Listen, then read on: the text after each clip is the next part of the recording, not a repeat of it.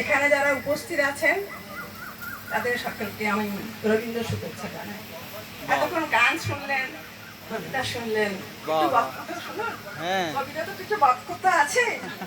কবি কি কবি ছিলেন, তার মনেও কষ্ট ছিল, দুঃখ ছিল, তার মনে খুশি ছিল, দুঃখটা বেশি ছিল।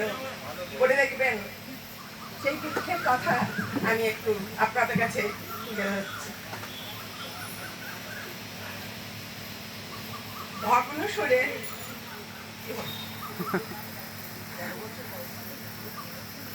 ভগ্ন সুরের গভীর রাত্রি, মৃণালিনী ও রবীন্দ্রনাথ। বুঝি মাইকটা সামনে বলুন, নাহলে শোনা যাবে না। মৃণালিনী আর রবীন্দ্রনাথ।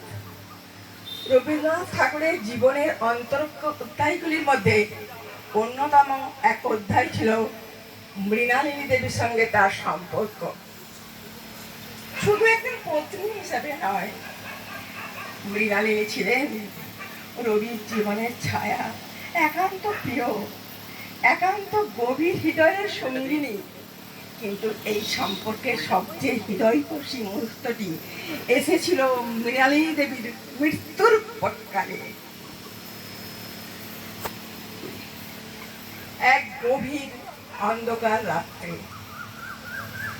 জীবনের লগ্নে মৃণালিনী দেবী রবীন্দ্রনাথকে একান্ত অনুরোধ করেছিলেন, সকলেই কবি রবীন্দ্রনাথকে চাই, কিন্তু আমি শুধু মানুষটিকে চেয়েছিলাম।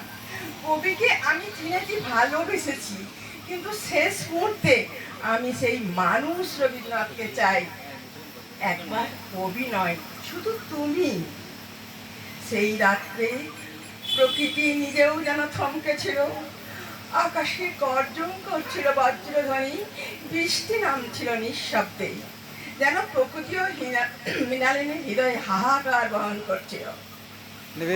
সেই রাতে রবীন্দ্রনাথ গাইলেন তারই এক গান, যা মৃণালিনীর হৃদয়ে গভীর সাড়া ফেলেছিল।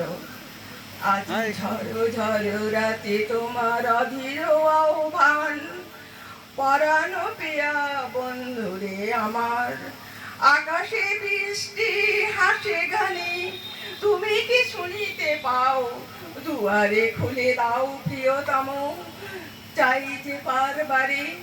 এ গান রবীন্দ্রনাথ গেছিলেন এক অশ্রুসিক্ত কণ্ঠে, আর তার প্রতিটি শব্দ যেন ভেসে গিয়েছিল গভীর মাটির গভীরে। মৃণালিনী সেই গান শেষ হবার আগেই গভীর ঘুমে চলে গেলেন, গভীর ঘুমে চলে পড়েছিলেন চিরনিদ্রা। পরদিন সকালে কবিগুরু বলেছিলেন, আমি এবার গেয়েছি শেষবার, এই ঝড়ো ঝড়ো বৃষ্টির রাতে আমার গানে সে ঘুমিয়ে গেছে, যার জন্য কবিতা লিখেছি, গান বেঁধেছি, সে আবার কবির গানে হারিয়ে গেল চিরতরে।